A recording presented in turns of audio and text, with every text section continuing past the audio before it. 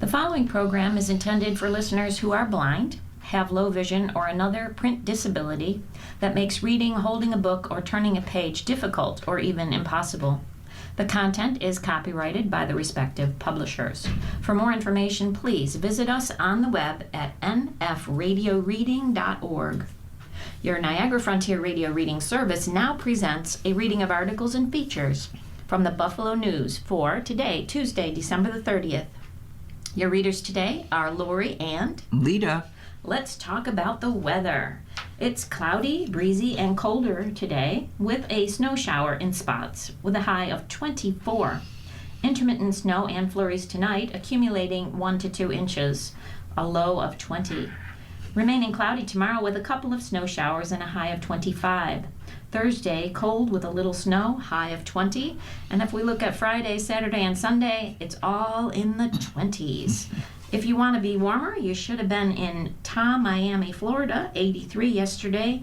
And the low was in Boston, Minnesota, minus 13. Holy cow. Yeesh. The sun rose today at 7:46 a.m. and it sets tonight at 4:50.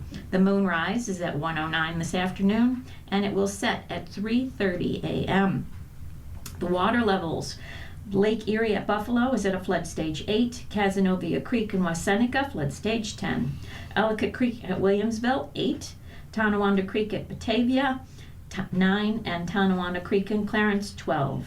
And for the snow derby for Buffalo, month to date we've had 18.1 inches, and season to date 27.6 inches. How about you, Leah? Well, in case you didn't notice, the wind stole the show in the first storm of the season. Western New York absorbed a 1-2 punch from Mother Nature on Monday in the first major storm this winter. Near record-setting winds gust whipped through western New York, downing trees, causing power outages, and damaging buildings. Temperatures proceeded to drop, hailing the arrival of lake-effect snow, which reduced visibility and snarled traffic Monday afternoon before dropping through the south towns. Accumulations, however, were minor for Buffalo and its first-ring suburbs. The wind did steal the show. The system was expected to settle overnight in southern Erie County and the southern tier, which could receive up to a foot of snow by sunrise on Tuesday. But the winter storm is not over yet. Winter storm warnings are in effect for southern Erie County and the southern tier for Tuesday through early Friday, with some areas receiving close to 3 feet of snow. Let's ski. And while Tuesday should be quieter than Monday for Buffalo and its first-ring suburbs, an expected shift in wind direction could bring 6 inches to a foot of snow to the Buffalo Metro on Wednesday, the National Weather Service Buffalo forecasted on Monday afternoon. Monday's winds gusts, which reached a near-record 79 miles per hour at the Buffalo-Niagara International Airport, are expected to decrease from frequently over 60 miles per hour Monday to about 40 miles per hour Tuesday, but will still likely affect visibility. A high wind warning was set to expire at 1 a.m. on Tuesday. Projected snowfall for the storm is not expected to rival November or the Christmas week blizzard of 2022, but it is far from a dusting. By Thursday afternoon, northern Erie County and Niagara County are expecting to receive 8 inches to a foot of snow. Central Erie County is estimated to get 18 inches to 2 feet, the National Weather Service of Buffalo said on Monday. Lake bands will not remain stationary, the Weather Service noted, likely making northward and southward oscillations throughout the week. It will feel like single-digit temperatures outside on New Year's Eve, the Weather Service predicted. And emergency personnel focused Monday on mitigating damage caused by the wind gusts while salting roads to prepare for the snow. It was not just the Buffalo Airport in Cheektowaga that broke 60 miles per hour. Trouble spots were scattered throughout the region. Winds at Niagara Falls Airport gusted at 66 miles per hour. The city of Buffalo recorded 64 miles per hour. Dunkirk, 69 miles per hour, and Lackawanna hit 72 miles per hour. Utility companies raced to address power outages spread throughout western New York. Roughly 2,600 outages in Erie County at 8 a.m. surged to about 17,400. NYSEG customers without power at 2 p.m., or nearly 10% of the households served. About 22,000 National Grid customers, too, were without power over the 8 counties of western New York, and the winds rivaled the all-time gust record measured at the airport, which was 82 miles per hour in 1967, according to media reports. Lake Erie's antics along its shoreline captivated social media and brave in-person viewers Monday, as high winds caused a pronounced seiche event, essentially pushing Lake Erie's water away from Toledo, Ohio, and into Buffalo. The difference between the pair was dramatic. Lake levels in Buffalo sat at about 13 feet higher than levels in Toledo on Monday afternoon, according to the NOAA. The National Weather Service predicted lake levels along Buffalo's shoreline could rise 9 feet or more during the siege event. However, Lake Erie's water levels have recently been lower than normal, possibly making the siege event less severe than if water levels were high, according to the National Weather Service. Some areas of Buffalo are more susceptible to flooding from a siege event than others, particularly low-lying areas where coastal armoring doesn't sufficiently keep the lake at bay. The First Ward neighborhood south of Buffalo, Route 5 in Hamburg, the Buffalo Harbor, Canal Side, and Dunkirk Harbor are prime targets for flooding, according to the National Weather Service. But few parts of western New York were spared from wind damage or flooding. Crews in Hamburg and Aurora responded early Monday to roadways blocked by flooding, while by early afternoon, the town of Tonawanda Highway Department said its forestry division responded to 9 downed trees. Businesses were not spared. Coppins Service Center in Lewiston saw its front facade knocked to the ground, while the Station 12 development on Sheridan Drive in Amherst had scaffolding dangling from a building frame. The City of Buffalo and Erie County each issued travel advisories urging no unnecessary travel, aided by the fact that schools are on holiday break. Officials announced Sunday night that the Skyway would close Monday, and it remained so throughout the day. Empty tandem trucks and tractor trailers were barred from the Interstate 90 from exit 46 in Rochester to Pennsylvania line in both directions. They could not travel on the I-90 either, the New York State Thruway Authority said. City Hall closed at 11:30, while Erie County government and courts shut down at 1 p.m. due to the storm. Downtown businesses, such as Explore and More Children's Museum, followed suit, closing Monday afternoon. For the severe weather to come, the International Institute of Buffalo at iibuffalo.org has translated details about the storm and proper preparation into 7 languages if you are interested. Lori? And in world news, if Zelensky keeps Trump at the table, he can call it a win. In Kiev, Ukraine, a new round of peace talks between President Vladimir Zelensky of Ukraine and President Trump on Sunday seems to have produced little beyond a promise to meet again next month and a reminder of how distant a peace deal remains. Yet for Zelensky, even a stalemate in the discussions counts as a measure of success. Following setbacks in U.S. support for Ukraine this year, one of Zelensky's main priorities when meeting with Trump has been to prevent talks from derailing. After the meeting Sunday, Trump signaled that he would remain engaged in the negotiations, a win for Ukraine given his repeated threats to walk away. Trump also backed away from setting another deadline to reach a peace deal after having previously floated Thanksgiving and Christmas as target dates. "I don't have deadlines," Trump told reporters as he greeted Zelensky at Mar-a-Lago in Florida for the talks. "You know what my deadline is? Getting the war ended." Most important for Ukraine, Trump did not echo Russia's maximalist demands to stop the fighting, a departure from earlier in his term when he often appeared to side with the Kremlin. The change was also notable because Trump had spoken with President Vladimir Putin of Russia just before meeting Zelensky, the type of last-minute Russian intervention that has derailed Ukrainian hopes before. That outcome may leave Zelensky hopeful that the Ukraine and Washington have become more closely aligned in the peace negotiations. Several European leaders also joined Sunday's talks by phone, and Zelensky said the United States might host a new round of negotiations next month that could include them. The fact that they're talking is a victory in and of itself, Harry Nedelcu, a senior director at Rasmussen Global, a research organization, said of the U.S. and Ukrainian presidents. Still, Zelensky acknowledged some division between them Monday, noting that while Trump has agreed to help secure Ukraine, he offered such guarantees for only 15 years, short of the several decades that Zelensky and the Ukrainians seek. The challenge for Zelensky is to demonstrate to Trump that he is doing his best to deal with Trump's version of the peace plan while making it digestible for the Ukrainian society. At the heart of Zelensky's challenge are key sticking points, chiefly the fate of Ukrainian-held territory in the eastern Donetsk region.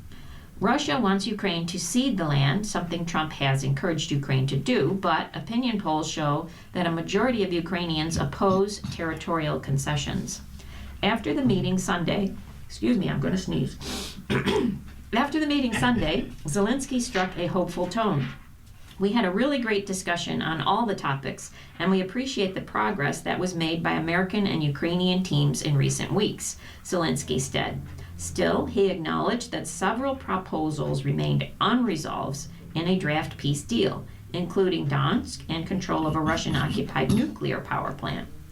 As Zelensky arrived in Florida, some Ukrainians were concerned that he might walk into another meeting where Trump would pressure him to strike a quick peace deal on Moscow's terms. The concern grew when the White House unexpectedly announced that Trump had spoken with Putin. In October, Trump held a similar unannounced call with Putin shortly before meeting with Zelensky to discuss supplying Ukraine with powerful U.S. cruise missiles. In that call, Putin appeared to have steered Trump away from selling the missiles. Trump later told Zelensky that Ukraine would not get the weapons during a meeting described as tense by European officials. Trump said Sunday's call with Putin had been good and very productive. Yuri Ushakov, the top foreign policy aide to Putin, said in a news briefing that the conversation had lasted for more than an hour. Yushakov also reiterated the Kremlin's position that Ukraine should cede territory in Donetsk to achieve peace. Still, Trump refrained Sunday from echoing the Kremlin's demands and did not publicly pressure Ukraine to cede land and strike a deal quickly. This is not a one-day process deal, Trump told reporters. This is very complicated stuff. Putin and Trump will hold another call in the nearest future, Kremlin spokesperson Dmitry Peskov said Monday. In Moscow, Putin ordered his generals to continue advancing to capture the city of Zaporizhzhia, and in an apparent effort to increase pressure on Zelensky. A regional capital of about 700,000 people, Zaporizhzhia has been relatively far from the scene of most of the active fighting in Ukraine's east, but Russian troops have recently made gains toward it. Putin issued the order while meeting Monday with senior commanders who delivered reports on the situation at the front lines. This was the third time in 2 weeks that Putin publicly discussed the state of fighting in Ukraine with his top brass, highlighting the Kremlin effort to project strength and demonstrate to Washington that it had a battlefield advantage. On Sunday, Zelensky said the peace plan was 90% complete, the same progress he reported before flying to Florida. He added that Ukraine and its U.S. and European allies were very close to agreement on the security guarantees Ukraine is seeking to prevent further Russian aggression. The current draft peace plan says the United States, NATO, and Europe will provide Ukraine with so-called Article 5-like guarantees, a reference to NATO's Mutual Defense Clause, requiring members of the military alliance to come to one another's aid in the event of an attack. Zelensky said Trump had agreed to provide Ukraine with guarantees, but only for 15 years. We would very much like the guarantees to be longer, he told reporters Monday, and I told him that we would really like to consider the possibility of 30, 40, or 50 years. And you are listening to a reading of today's Buffalo News on the Niagara Frontier Radio Reading Service. The time is 9:14. And if you're interested in how other people are appraising Trump's first year, I'm going to tell you. For some voters, 2025 was a great year for the country. For others, it was a depressing, unaffordable slog. And one person definitely regretted his vote. The Times asked voters whom he had followed over the last 18 months just what they thought of the last year. Almost everyone agreed that the year was big and chaotic. After all, they splinter in some interesting and surprising ways. I see steady progress, Jamie Escobar Jr., 47, of Roma, Texas, said. The mayor of a small border town of Roma, Jamie Escobar Jr., said he believes Trump has made strides in his first year in office to control border crossing. Escobar, a longtime Democrat, voted for Trump after years of what he described as chaos at the border. I think Trump is doing a good job, he said. He just needs more time. When it comes to the economy, he said he is confident that Trump can improve affordability if Republicans can keep control of Congress after the midterms. Gas prices, he said, have already come down. I see steady progress, he said. Escobar is not without criticism. I've always been very pro-law enforcement, he said, but he added that he's troubled by some of the videos and photographs of ICE agents aggressively detaining migrants. He hopes to see more humane treatment of migrants with long ties to the United States who do not have criminal records. From Erwin McCone, who's 55 in Flint, Michigan. Erwin McCone, who works in agribusiness sales, voted for Trump last November a bit reluctantly. He describes himself as a moderate who felt Democrats had failed to control the southern border, but he is alarmed over Trump's actions in 2025. McCone said he thinks the administration's approach to border security has been needlessly draconian. His top concerns, however, are the president's rhetoric, narcissism, and the transactional nature of his politics, he said. The only thing that matters to him is himself, he said, and then maybe the people who pay the bills. He worries about what the year ahead may bring. There are times that I struggle to remain positive when I look at this administration and how the United States and our Constitution and Congress and the Senate are changing, he said. From Matthew Doogie, 60 years old, from Mesa, Arizona. Matthew Doogie, a union construction worker, agonized over his vote before casting his ballot for Kamala Harris. He regretted it almost immediately. I wasted a vote, he said. It is a rare voter, a 2020 Trump supporter who voted for Harris in 2024. He is largely happy with Trump's approach to his second term. He gives Trump credit for imposing tariffs to try to bring back domestic manufacturing, and he said he feels that a bold chief executive is now running the country. He's got answers, and he's got direction, and he's more of a leader, Doogie said. He disagrees with Trump's strikes on boats in the Caribbean and does not want to see the United States start a war in Venezuela. Too late for that. But he has plenty of construction work for hospitals and data centers and says his retirement account is up about 11% since last year. And this year, he said, he even indulged in a 4-day trip to Vegas. From Sharon Reed, 78, with her husband Bob Reed, who's 79, from Central PA. For Bob and Sharon Reed, both retired school teachers, the issue with Trump all along has been less about what he plans to do and more about how he does it. They are Republicans and mostly agree with the president's goals, like shrinking the government and strengthening the border. That is why they voted for him with reservations. But it's Trump's bulldozing style that is their problem. The scale and speed of his actions, the rhetoric that accompanies them, and the turmoil that inevitably follows. The Reeds, for instance, support weeding out government fraud, but Elon Musk's Department of Government Efficiency didn't go after the fraud, Sharon Reed said. They just fired people. They support strengthened immigration enforcement, but not ICE's aggressive tactics that meant some innocent people get swept up in it, Bob Reed said. Their list goes on. Still, Bob Reed is, on balance, pleased enough. I think he's trying to work for the betterment of the country, he said. Sharon Reed is not so pleased. She does not regret her vote, given her options, but she just keenly hopes for better choices the next time around. I think it's going to be a long 3 years, she said. From Veronica McLeod, who's 63 in Charleston, South Carolina. Though she voted for Kamala Harris, Veronica McLeod believes Trump deserves support from all Americans, and she was willing to give him a chance. McLeod, a retired English teacher, said she even found herself agreeing with some of the president's decisions, but his manner was the issue. McLeod, for instance, supported trimming government waste, but thought the widespread firing of federal employees was callous and reckless. She believes in securing the country's borders and deporting criminals, but the images of ICE agents aggressively rounding up immigrants, including children, left her heartbroken. So much fighting and pointing fingers, she said, and the president is always blaming Biden, always looking backward. I am disappointed particularly with the way he speaks to women and women of color, she added. The name calling has to stop. She said she has been most affected by the rising food cost. She rarely buys beef now. Going to the grocery store is miserable, she said. I find myself going aisle by aisle and saying, I will wait on this for the next paycheck. From Perry Hunter, 56, in Sellersburg, Indiana.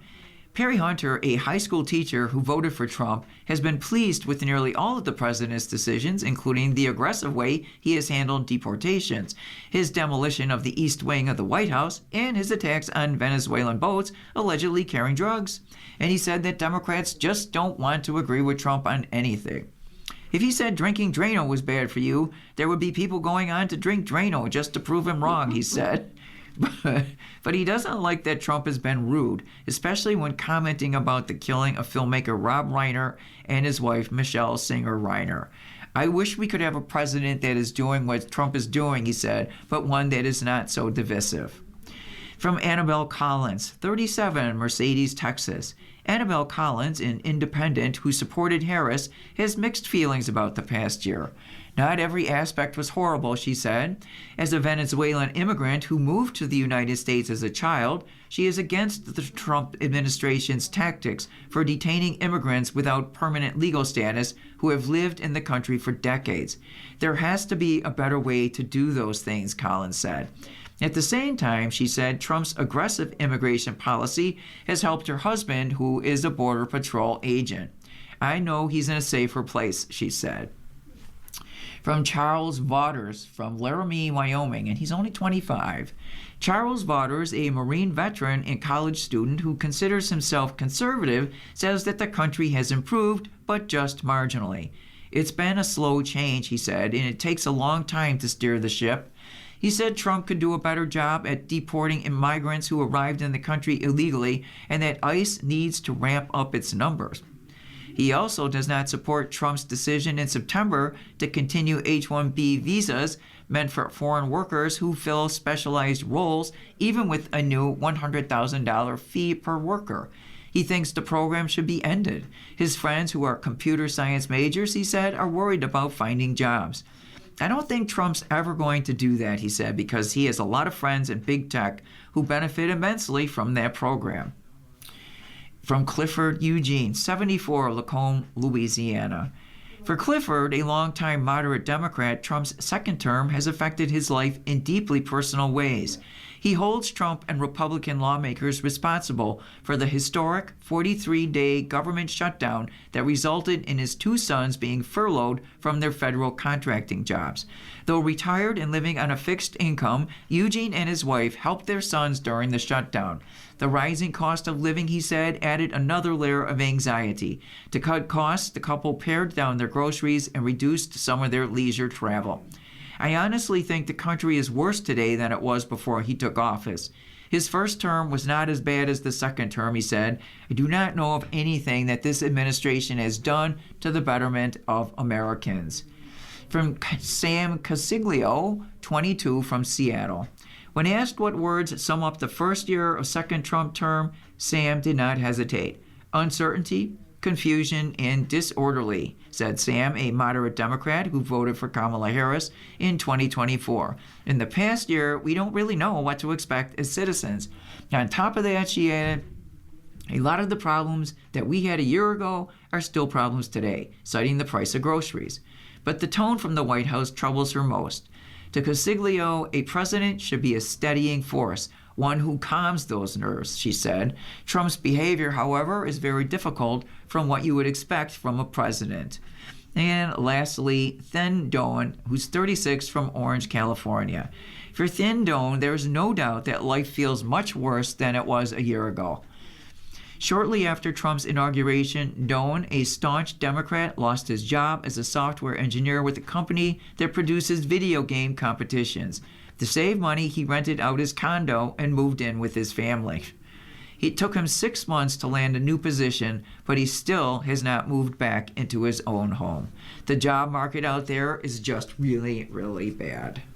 And now for a Buffalo-focused editorial from Karen Nicholson. Clear the way. The ailing downtown hotel industry needs help, but it's unlikely to get it if Harry Stinson remains owner of the Buffalo Grand Hotel. As reported by the News' Jonathan D. Epstein, Stimson just asked Mayor-elect Sean Ryan and his incoming administration to put a hold on the city's plan to seize the empty 486-room hotel. The request came less than a week after the city filed court papers to begin abandonment proceedings. Upon entering office, Ryan's administration should move quickly to seize the hotel once and for all. The Buffalo Grand Hotel, located at 120 Church Street, despite the name change from Adams Mark, is anything but grand. Stinson, who has owned the hotel since 2018, has broken promise after promise to stakeholders in this area, boasting about major improvements that would be on a scale to attract visitors as well as conventions. But after years, there's nothing. Under Stinson's ownership, the hotel, struggling after the COVID-19 pandemic, as well as a December 2021 fire that caused more than $50 million in damages, has been vacant for 5 years.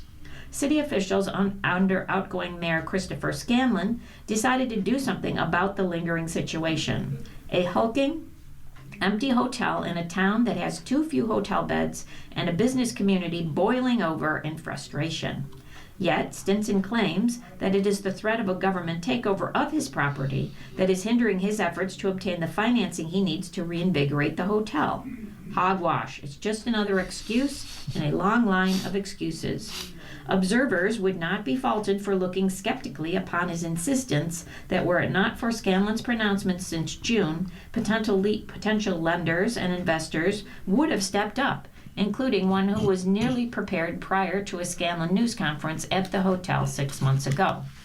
Also, as he has claimed in the past, Stinson insists he would get the hotel almost completely reopened, including all of the guest rooms and the main banquet and event floor within 6 months.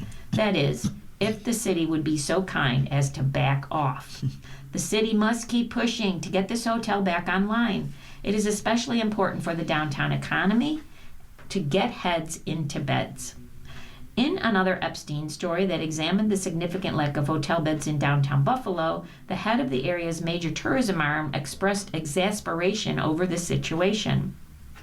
Patrick Kaler, the CEO of Visit Buffalo, estimated that the city could use another 1,000 hotel rooms. Specifically, it is the lack of a big nationally branded hotel in downtown Buffalo that has significantly hobbled the city's convention business. According to Kaler, those missing hotel rooms have hindered efforts by Visit Buffalo to land more than 24 major business bookings since the start of 2025. That means Visit Buffalo, which oversees the Buffalo Convention Center, has missed out on more than $50 million in potential revenues this year because the city doesn't have the capacity to handle the bigger meetings and the accompanying visitors. Building no hotels in downtown Buffalo is unrealistic given construction costs. It hasn't helped, as has been widely reported in this newspaper and others, that Canadian visitors are staying away, upset by President Trump's tariffs and his taunts, suggesting Canada become America's 51st state. Despite all of this, one fact remains. Buffalo can't attract a more robust convention business without more downtown hotel rooms. The door has been widened to make that possible. Now it will be up to Mayor-elect Ryan's administration to use the leverage which is at its disposal. And you are listening to a reading of today's Buffalo News on your Niagara Frontier Radio reading service. The time is 9:28. And I'm just going to describe a couple of these cartoons here, so bear with me.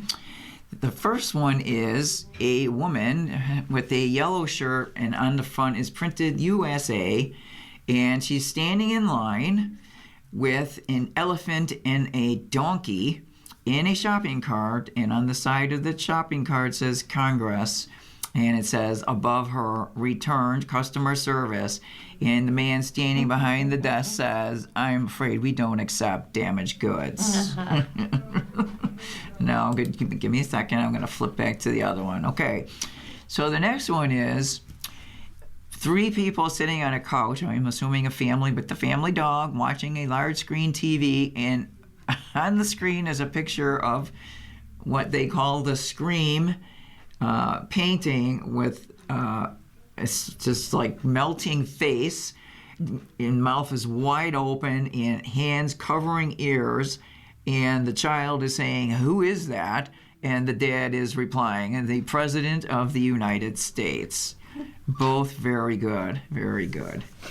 And And in my view column, the neighborhood policing is coming back. Growing up in the early 50s through the mid 60s, I often reflect on that period as a much simpler time. There was the corner grocery store, the family doctor and dentist within walking distance, and coming home from school for lunch was a daily ritual. Depending on the season, we played baseball, swam at the local pool, ice skated at the outdoor rink, and yes, even waited for the horse-drawn sled to clear off the snow from the Cazenovia Park Lagoon. But if there's one memory of my youth that I clearly remember, it is that of the neighborhood policeman. There were three-wheeled motorcycle officers and policemen walking their beat, checking storefronts, talking to the neighbors, and twirling their nightsticks. They were also nattily dressed in their noticeably neat uniforms, well-pressed trousers, and highly polished shoes.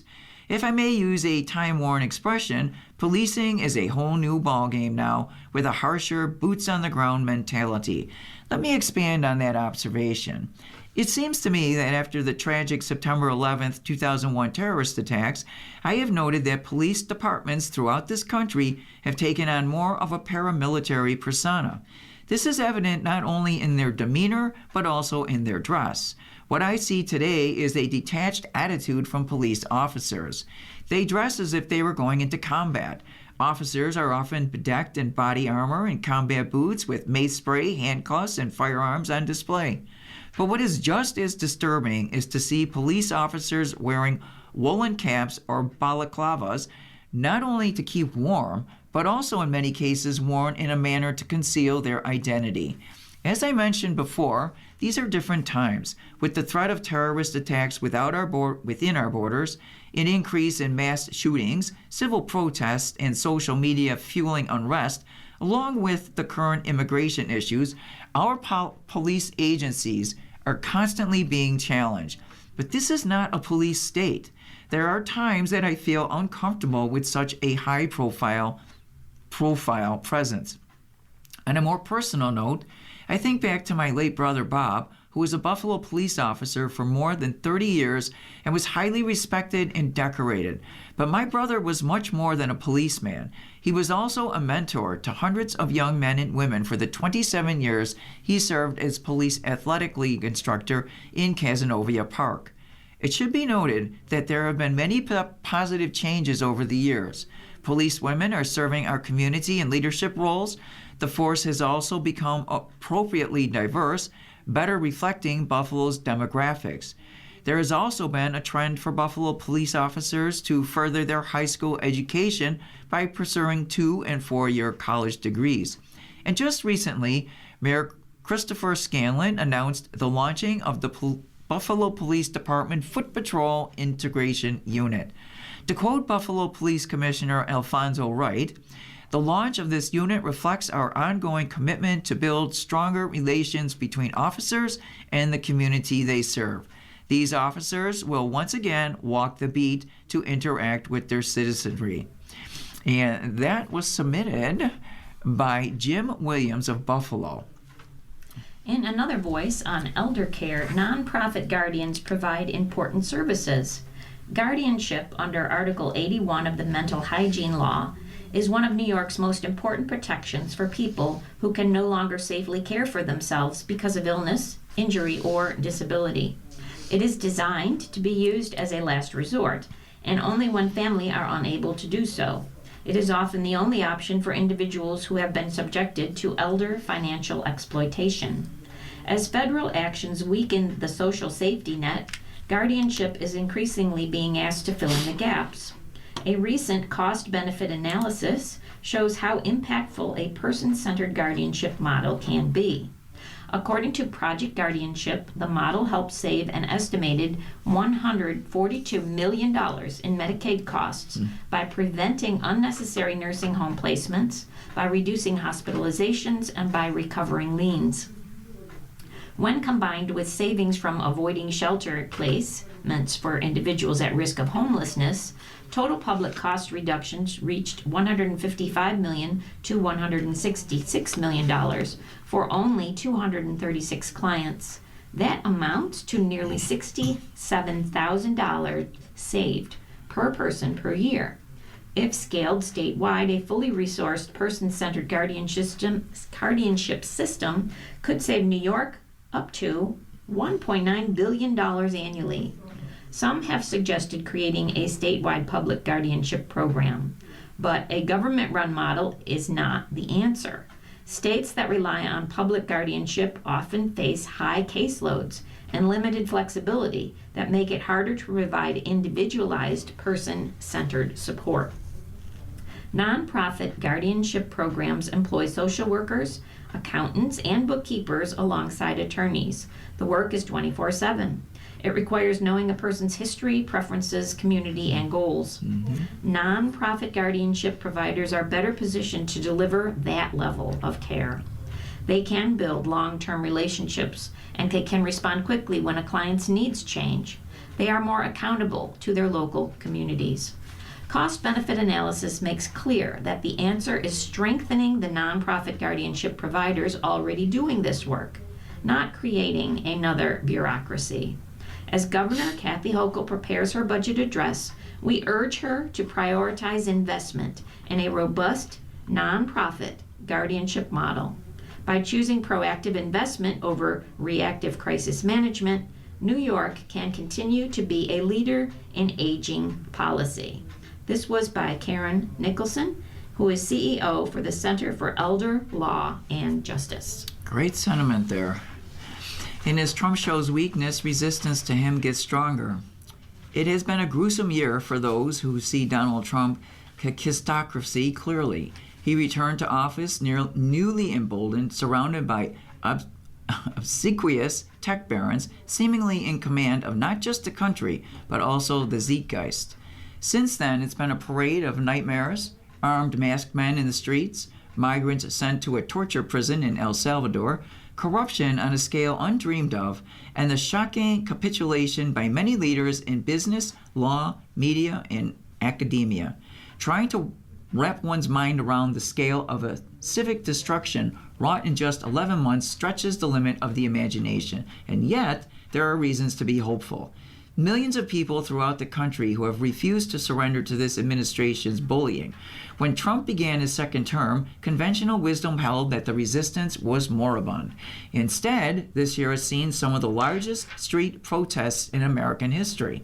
Amanda Littman, a founder of Run for Something, a group that trains young progressives to seek local office, told me that since the 2024 election, it has seen more sign-ups than in all of Trump's first 4 years. Just this month, the Republican-dominated legislature in Indiana, urged on by voters, rebelled against MAGA efforts to intimidate them and refused to redraw their congressional maps to eliminate Democratic-leaning districts. While Trump has been able to do extraordinary damage that will have generational effects, he has not successfully consolidated power, said Leah Greenberg, a founder of the resistance group Indivisible. That has been staved off, and it has been staved off not frankly due to the efforts of pretty much anyone in elite institutions or political leadership, but due to the efforts of regular people declining to go along with fascism. It's possible to see several pivot points. One of the first was a Wisconsin Supreme Court race in April. Elon Musk, then still running rampant at the so-called Department of Government Efficiency, poured more than $20 million into the race. Voters turned out in droves, and the Musk-backed conservative candidate lost by more than 10 points. Humiliated, Musk began to withdraw from electoral politics, at one point breaking with Trump. In June, Trump's military parade was a flop, and simultaneous No Kings protests all over the country were huge and energetic. A few months later, Charlie Kirk was assassinated, a tragedy that the administration sought to exploit to silence its opponents.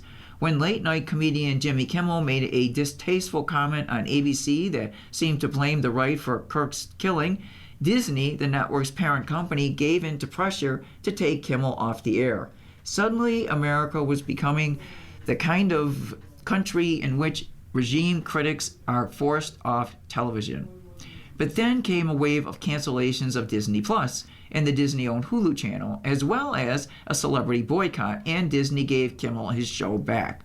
Trump has corrupted the Justice Department, but its selective prosecutions of his foes have been thwarted by judges and, more strikingly, by grand juries. 2 grand juries refused to indict Letitia James, New York's Attorney General, whom the administration has accused of mortgage fraud with no credible evidence. After Sean Dunn, a Justice Department paralegal, tossed a sandwich at a Customs and Border Protection officer during a protest in Washington, the administration sent a team of agents in riot gear to arrest him. But grand jurors refused to indict him on a felony charge. Dunn was eventually charged with the misdemeanor, only to be acquitted by a jury. Jeanine Pirro, the former Fox News personality whom Trump made U.S. attorney in Washington, tried 3 times to secure a federal indictment for assault against a protester who struggled while being pushed against a wall by an immigration agent. 3 times, grand juries refused. The rejections of prosecutors' claims are striking, since indictments are usually notoriously easy to secure. "I think you're seeing reinvigorated grand jury processes," said Ian Bassin, a founder of legal and advocacy group Protect Democracy. "The outcome of them seems to suggest that people are actually holding the government's feet to the fire and being unwilling to simply be a rubber stamp." Trump ends the year weak and unpopular, his coalition dispirited and riven by infighting. Democrats dominated in the November elections, and during Joe Biden's administration, far-right victories in school board races were an early indication of the cultural backlash that would carry Trump to office. Now, Democrats are flipping school board seats nationwide. Much of the credit for the reinvigoration of the resistance belongs to Trump. Had he focused his deportation campaign on criminals or refrained from injuring the economy with haphazard tariffs while mocking concerns about affordability, he would probably have remained a more formidable figure. He's still a supremely dangerous one, especially as he comes to feel increasingly cornered and aggrieved. But it's become, over the past year, easier to imagine the moment when his mystique finally evaporates, when few want to defend him anymore or admit that they ever did. I think it's going to be a rocky period, but I no longer think that Trump is going to pull in Orban and fundamentally consolidate authoritarian control of this country the way that it looked like he was going to in March or April, said Bassin, referring to Prime Minister Viktor Orban of Hungary. If Bassin is right, it will be because a critical mass of Americans refused to be either cowed or complicit. And that was from Michelle Goldberg. Look. Mary Ellen Klass says state governments are now the check on America's executive. Thank goodness for state governments. One of the most underappreciated stories in 2025 was the role states play in checking federal overreach. As the Trump administration barreled through norms, rules, and laws, state officials, sometimes from both parties, supplied the friction to slow the administration's power grab. Trump spent the first year of his second term pushing the bounds of executive power. As his chief of staff, Susie Wiles, told a Vanity Fair journalist, Trump operates with a view that there's nothing he can't do. Nothing. Zero. Nothing. Congress may have rolled over, but at the state level, things played out pretty much the way America's founders intended. As James Madison wrote in Federalist Number 45, the powers delegated by the proposed Constitution to the federal government are few and defined. Those which are to remain in the state governments are numerous and indefinite. Madison and his fellow visionaries settled upon a system that enshrined in the U.S. Constitution the legal authority for states to protect the freedoms of their residents and uphold the rule of law when the federal government abused its power. Between January 20th of 2025 and December 18th, President Trump signed 221 executive orders, more than he signed in the first 4 years of his first term. But that approach infringed on many fundamental rights held by states. Many of those executive orders intruded upon the state authority over administrating elections and enforcing crime. 22 states decided with the District of Columbia to successfully stop the Trump administration from federalizing the National Guard to be deployed to Washington, although the decision has been paused to allow for appeal. 23 states joined with Illinois and Chicago to oppose the administration's federalizing of Illinois National Guard troops. And 12 states joined Oregon to challenge the use of President's emergency powers to impose import tariffs on Canada, Mexico, and China. An analysis from States United, a nonpartisan organization that supports state officials and law enforcement leaders, found that at least 33 of Trump's orders are facing federal court challenges, and 10 of the most controversial dictates have either been blocked or paused while a court is reviewing them. State pushback is important because the American people don't approve of Trump's approach on many of these issues. A Reuters Ipsos poll in September, for example, found that 7 in 10 Democrats and half of Republicans didn't want the president to send armed troops into American cities unless those cities face an external threat. Remarkably, Alexander Hamilton predicted this just 238 years ago this month when he wrote in Federalist Number 17 that because states will generally possess the confidence and goodwill of the people, they can use that popular support to oppose all encroachments of the national government. Joanna Litgate, CEO of States United, thinks the ultimate tests of Trump's executive overreach won't be in the courts. We're going to win or lose it in the court of public opinion. The next challenge will be for states to make sure the Trump administration doesn't attempt to tip the scales next November when voters will decide every seat in the House and 33 seats in the Senate. Trump signed a sweeping executive order earlier this year to take critical election power away from states. That brought challenges from more Republican states than any other Trump executive order this year. That order has also been paused. And there is bipartisan opposition to the Department of Justice's attempts to seek access to voter data, with the likely intent of trying to undermine trust in elections. In the last year, the balance between state and federal power faced a historic test. But upholding the rule of law also means making sure there are consequences for those who undermine it. States also should launch investigations, file bar complaints against administration lawyers who violate ethics codes by lying to judges, and advocate for Congress to tighten the legal loopholes the administration has exploited. It's been heartening to watch states step up and become a bulwark against federal overreach, but next year, there is much more to do. And Buffalo has captured a slice of limelight over the past year. The top 10 art stories of 2025. Movies, stage productions, and musical extravaganzas top our list of arts and culture stories that shaped our region in 2025, a year where Buffalo spent time in the limelight and the rest of the country admired what we sometimes take for granted. We also know 2025 is a year of loss and changes in the media industry, as well as ominous signs that dining and nightlife might still not recover to pre-pandemic levels, and here are some of the ups and downs. Buffalo became the Hollywood of the East. So many movies were filmed here in 2025 that it would be easy to lose track of just how strong our local film industry has become in a relatively short period of time. In the last 12 months, 20 productions were filmed in the 716.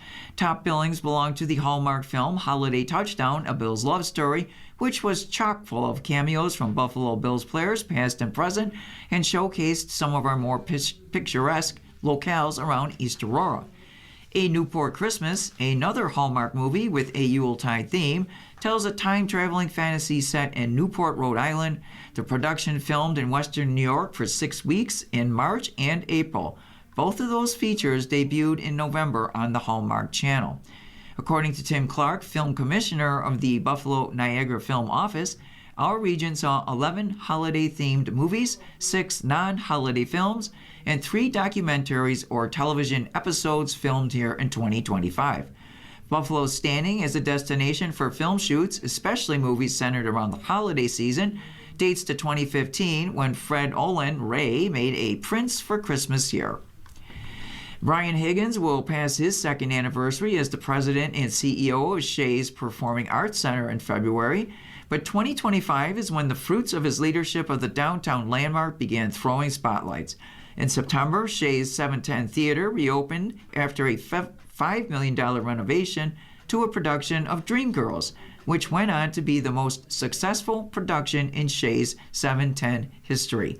And as 2025 came to a close, Higgins said he was excited about the renovations at the 3,000-seat Shays Main Theater, which is undergoing a $30 million addition of glass-enclosed atrium with new elevators, upgraded restrooms, and a roomier lobby and concession experience for theatergoers. Higgins said he has a vision for Shays to transform Buffalo's theater district into a bustling, year-round neighborhood focused on the arts, anchored by Shays, but with plenty of options for dining, hotels, and housing. Higgins spent 19 years representing the region in the U.S. House of Representatives, but his tenure as the leader of a historical and cultural landmark is off to an auspicious beginning. In the months before Paul McCartney played to rapturous ovations at the KeyBank Center, the eye-popping ticket prices were making headlines with face values of hundreds of dollars even for the cheapest seats, and some seats going on the secondary market for $5,000. People grumbled that Sir Paul, one of the wealthiest and most successful musicians of all time, certainly didn't need to charge all that money for a one-night stand in Buffalo. But based on the reviews, it felt as though all was forgiven after a dynamic, cathartic performance by the former Beatle. McCartney, 83, rocked the house for 2.5 hours, uncorking a 35-song set list that included classics and some surprises, according to our reviewer. With thousands of fans on their feet the whole time, it appeared many felt they got their money's worth and more. Given McCartney's age, many wondered if this was the last chance to see him on stage in Western New York. If it was, the Buffalo was appropriately strong that night as 19,000 people wished the pop culture icon a fond hello goodbye. The Botanical Garden extension, they put shovels in the ground this year, but not to plant a rare orchid species. Work is underway on a $31 million expansion, which will include a welcome center, accessible entrances, a central courtyard, and more than 90,000 square feet of renovated landscape and outdoor gardens to enjoy, according to the Botanical Gardens website. They promise a stunning transformation of a space that already invites us to contemplate natural beauty year-round. But the most important stories of the year weren't all good news. In March, Alan Pergamont reported on the layoffs at WKBW-TV, Channel 7, when 6 to 8 people working on both sides of the TV cameras were informed by station owner E.W. Scripps that their positions would be cut. WKBW was not alone. Media companies are trying to cut costs everywhere. In August, Nexstar, which owns WIVB-TV, Channel 4, confirmed that it would acquire Tegna, owner of WGRZ-TV, Channel 2. The deal is still working its way through a long federal approval process. Meanwhile, the radio station, formerly known as WBFO, and its sister television station, formerly known as WNED, announced a rebrand in 2025, and the public broadcaster is now known collectively as Buffalo Toronto Public Media. In 1913, Buffalo's then Albright Art Gallery was one of 5 museums in the United States to present a groundbreaking exhibition of Scandinavian landscaping paintings. In the early 20th century, the exhibit introduced North American audiences to modernist works from the Nordic region for the first time. This year, the recently expanded Buffalo AKG Art Museum represented Northern Lights, a new exhibition organized by Buffalo AKG and Switzerland-based Fondation Baylor. It was a reprise of the 1913 show with more than 70 paintings created between 1880 and 1932 that spotlight the boreal forest found in high-latitude regions of the Northern Hemisphere. Buffalo News contributor Mark Somer reported. It was a full-circle moment, showing that Buffalo has long been a showcase for new ideas and groundbreaking art. And the Buffalo Philharmonic Orchestra decision to extend Joanne Falletta's contract as music director through 2029 was an affirmation of the work she has done and excitement for the future. Falletta has led the BPO since 1999, and the new agreement means she will mark her 30th anniversary in Buffalo. The deal was unanimously approved by the orchestra's board. Falletta is the first woman to lead a major American orchestra and has transformed the BPO into a globally respected institution. Along the way, she has won Grammy Awards, toured internationally, and led the orchestra as it records extensively for the Naxos record label. Through her leadership, the BPO has attracted world-renowned guest artists, including Itzhak Perlman, Yo-Yo Ma, and Renee Fleming to Buffalo. NEA grants cuts. The sudden termination of National Endowment for the Arts grants forced cultural organizations in the region to confront new political realities while contending with an old problem: the fragility of funding for art-focused nonprofits. Torrance Space Theater, Just Buffalo Literary Center, and the Buffalo Philharmonic Orchestra were just some groups that scrambled to keep active projects alive after federal guidelines changed midstream. The episode exposed how deeply national politics can affect local culture. And where did the restaurants go? What happened to lunch? In 2025, we reckoned with the fact that fewer people are working downtown and that there are consequences for businesses that once thrived during day catering to office workers and at night to the dinner crowd. But this year, restaurateurs told us that the difference between today and 5 years ago is stunning. Many restaurants have lost customers and some have closed their doors while waiting unsuccessfully for the pre-COVID-19 crowds to return. And the Market Arcade closure. Once a rare first-run multiplex embedded in the theater district, the AMC Market Arcade 8 announced it would close at the end of 2025. It is another sobering moment for the cultural life of downtown Buffalo. Its owner says the Market Arcade is another casualty of post-pandemic changes to work patterns and a growing increase in the availability of first-run films on streaming platforms. Let's hear about our stars. Happy birthday for Tuesday, December 30th. You bring order to chaos. You channel your energy in practical ways with determination. This is a year of service, probably service to family. Aries, this is an excellent day for financial dealings, especially to arrange financing for something to do with a family member. Tonight, check your possessions. Taurus, this is an interesting day. In one way, you want to be calm, collected, and private. Tonight, you're strong. Gemini, you might use your influence or your connections to do fundraising or to help in a charitable way today. Tonight, though, it's solitude. Cancer, you'll enjoy being with friends, especially old friends, and groups you might have known before or with whom you still have a connection. Tonight will be a popular evening for you. Leos, today you're high vis, something that doesn't faze you because you're comfortable getting attention. And tonight you are noticed. Virgo, this is a great day to travel or to do something to expand your world. You love to study and learn something new. Tonight, learn something. Libra, discussions about money, inheritances, or how to divide or share something will go well today because you have the approval of authority figures. Tonight, you better check your finances. Scorpios, you have to cooperate with others today because the moon is opposite your sign as it is for 2.5 days every month. Tonight, it's patience. Sagittarius, this will be a productive day at work. You can strike a fine balance between staying on top of details and getting things done, but tonight it's work. Capricorns, this is a strong day for those in the arts. You have the discipline to hone your skills by practicing something until you get better and better. Tonight is playtime. Aquarius, calm discussions at home might deal with job situations, how to improve your health, or how to deal with the family in general, but tonight, relax. Pisces, this is a productive day for you. You are upbeat, optimistic, and enthusiastic about something, which gives you the drive and motivation to get going. Tonight, there are conversations. You're listening to a reading of articles from the Buffalo News for Tuesday, December 30th on your Niagara Frontier Radio Reading Service. We'll return for more readings after this short break. Your readers today are Lori and Lita. Hello, this is Marian Heatherly, Community Engagement Coordinator for your Niagara Frontier Radio Reading Service, and I'd like to talk to you as another year comes to a close. We've been reflecting on what we've accomplished in 2025 and what needs to be done in the new year, and you, our listeners, are at the heart of everything.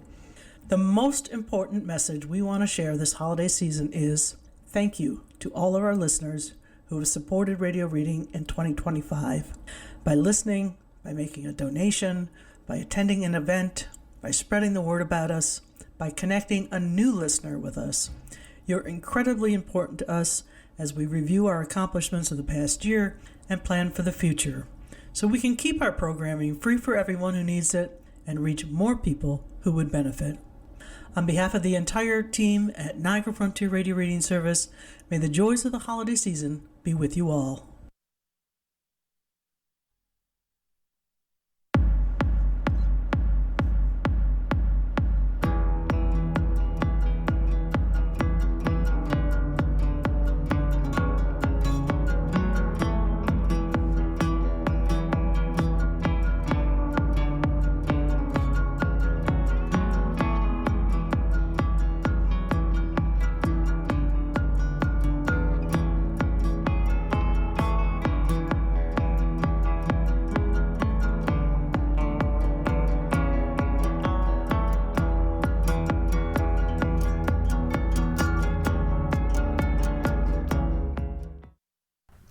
We'll continue now with our reading of articles from today's Buffalo News. Your readers are Lori and Lita. How economics shaped gifting trends this season. Fewer gifts are being returned, that's good. More are being bought at thrift stores. The shopping rush leading up to Christmas is over, and in its place, like every year, another has begun as millions of people hunt for post-holiday deals and they get in line to return gifts that didn't fit or didn't quite hit right. Holiday spending using cash or cards through Sunday has topped last year's haul, according to data released this week by Visa's Consulting and Analytics Division and MasterCard Spending Pulse. But growing unease over the U.S. economy and higher prices, in part due to the President Trump's tariffs, have altered the behavior of some Americans. More are hitting thrift stores or other discounters in place of malls, according to data from Placer.ai. The firm tracks people's movements based on cell phone usage. And they're sticking more closely to shopping lists and doing more research before they buy. That may explain why returns so far are down compared with last year, according to data from Adobe Analytics. Here are 3 trends that define the holiday shopping season so far. Traditional gift-giving drops. Americans are still spending on gifts, yet increasingly that shopping is taking place at thrift and discount stores. That's likely forcing traditional retailers such as department stores to fight harder for customers. Clothing and electronics that traditionally dominate holiday sales did have a surge, but struggled to grow. Both goods are dominated by imports and thus vulnerable to tariffs. For example, traffic doubled in department stores during the week before Christmas from December the 15th through Sunday, compared with the average shopping week this year. But traffic in the week before Christmas this year fell 13.2% compared with last year. Traffic surged 61% at traditional sellers of only clothing in the week before the holiday compared with the rest of the year. But again, compared with the run-up to Christmas last year, sales slid by 9%. Some of that lost traffic may have migrated to the so-called off-price stores, chains like TJ Maxx. That sector had a sharp seasonal traffic bump of 85.1% and a gain of 1.2% in the week before the holiday. Thrift stores are broadening their appeal. In the past, it may have seemed gauche to gift your mother a gently used sweater or a pair of pants from a local thrift store, but seemingly not so amid all of the economic uncertainty and rising prices. Through the second half of 2025, thrift stores have seen at least a 10% increase in traffic compared to last year. That suggests that environmental concerns as well as economic issues are luring more Americans to secondhand stores. Visits to thrift stores generally do not take off during the holidays, yet in the most recent Black Friday weekend, sales jumped 5.5%. Fewer returns so far. For the first 6 weeks of the holiday season, return rates have dipped from the same period a year ago. That suggests that shoppers are doing more research before adding something to their shopping list, and they're being more disciplined in sticking to the lists that they create. From November 1st to December 12th, returns fell 2.5% compared with last year. In the 7 days following Cyber Week, the 5 shopping days between Thanksgiving and Cyber Monday, returns fell by 0.1%. As part of our newspaper reading, we now present the day's death listings. If you need further information on any of these names, please call us at 716-821-5555.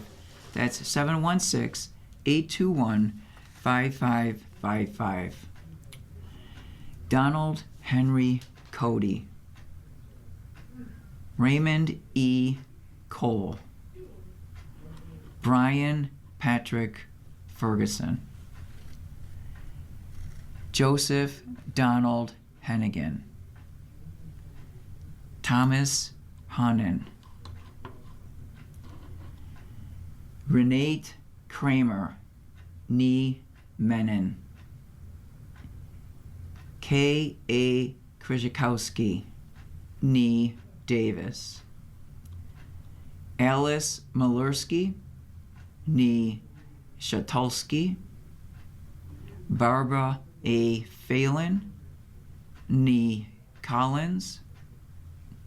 Sean J. Quinlivan, and Matthew Sauer Sr.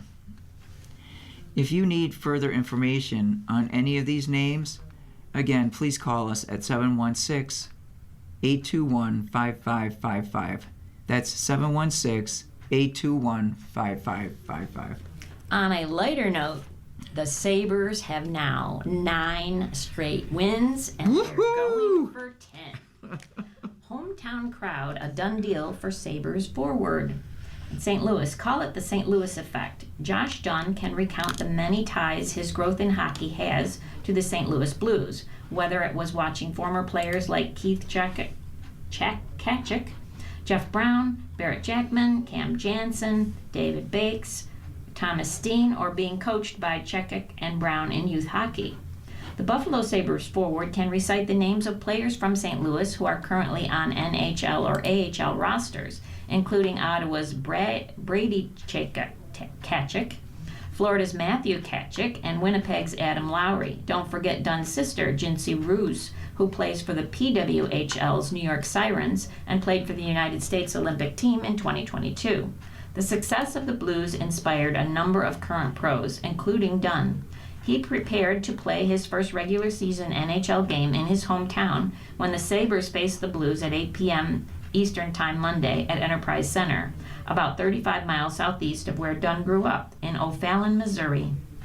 Dunn expected his St. Louis contingent to show out at Enterprise Center. He anticipated over the weekend that at least 50 to 100 family members and friends would attend that game. Some of my first memories of Blues games are remembering all those guys that played there, said Dunn, who has a goal and 3 assists, 26 hits, and 10 block shots in 24 games.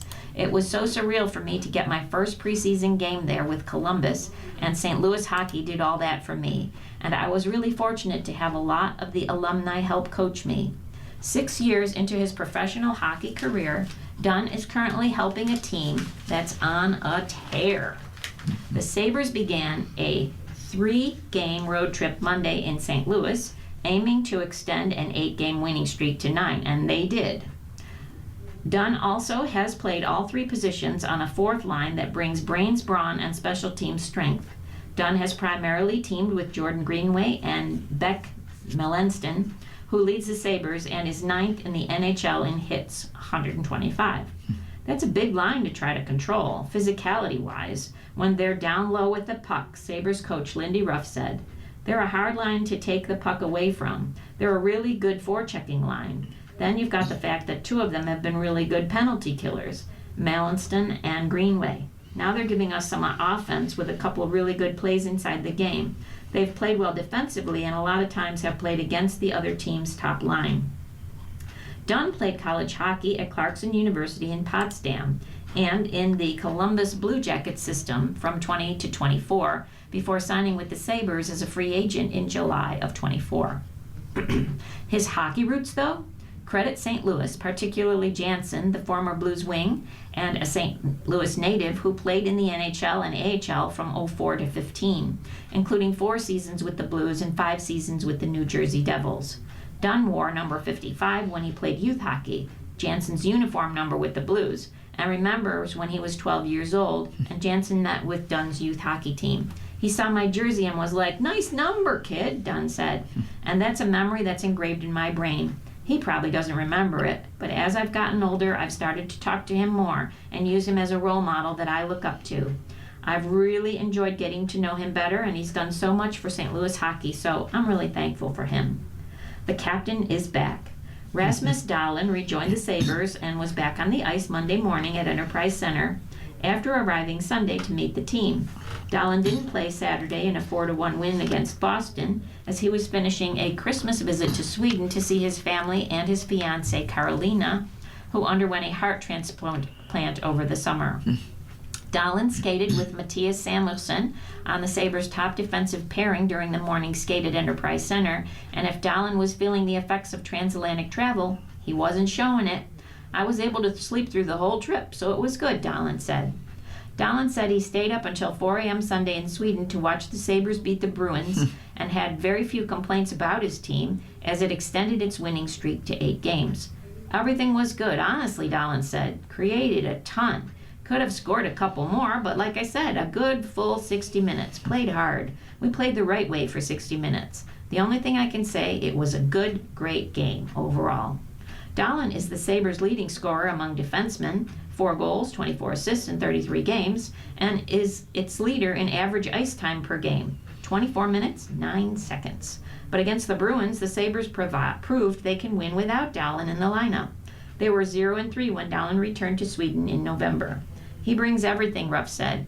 He's been that top guy on the power play. That's been a key for us. Offensively, getting up in the play and making plays has been real important. You're putting a real good player back in the lineup, and we know what he can bring. The injury or roster update. Jason Zucker traveled with the team to St. Louis and skated with the Sabres for a second straight day as he continues to recover from upper and lower body injuries he sustained in a 7-4 loss December 8th at Calgary. Ruff said Zucker would not play against the Blues, but he's real close. Any added practice time is beneficial for him, Ruff said. This is the second time, one time out with sickness, November 3 to 21st, 8 games. And now with the dual injury, and the extra time should be good for him. Sabres goalie Colton Ellis also traveled with the team. He's been skating with the Sabres since December 18th, after exiting concussion protocol, and Ruff said Ellis is progressing. He's only really truly been in one practice, Ruff said. The more practice time we get him, the better he's going to feel. Zucker and Ellis remained on injured reserve as of 2:15 p.m. Eastern Time Monday on the NHL's media site. Go Sabres! Go Bills. Week 18 outcome to determine where tough playoff road leads. Bills notebook. Deciding whether to play all his starters Sunday against the New York Jets is not as simple for Buffalo Bills coach Sean McDermott as it was in Week 18 1 year ago. The Bills' playoff fate is not decided. They can finish as high as the 5th seed or as low as the 7th. Though there is no easy road to Super Bowl 20, what is that? 55, 50, 60? I don't even know. What is LX? I don't know. And Buffalo will start on the road no matter the result of Week 18. It's better to avoid a wild card matchup with the Broncos or the New England Patriots. I agree with that. There are 2 scenarios for the Bills to finish 5th, a win over the Jets with the LA Chargers or Houston Texans, losing to the Broncos and Indianapolis Colts respectively, or a Buffalo win with losses by the Chargers and Jaguars, who host the Tennessee Titans. It would benefit the Bills to finish 5th because they're already beaten the Pittsburgh Steelers and Baltimore Ravens, who are playing Sunday night for the 4th seed and AFC North title. Ravens quarterback Lamar Jackson isn't healthy, and the Steelers did not score a point against the Bills during the second half of the Buffalo's 26-7 win in Pittsburgh on the 30th of November. Moving into the 6th seed won't be an easier matchup either because the AFC South title and 3rd seed is between the Jaguars and the Texans.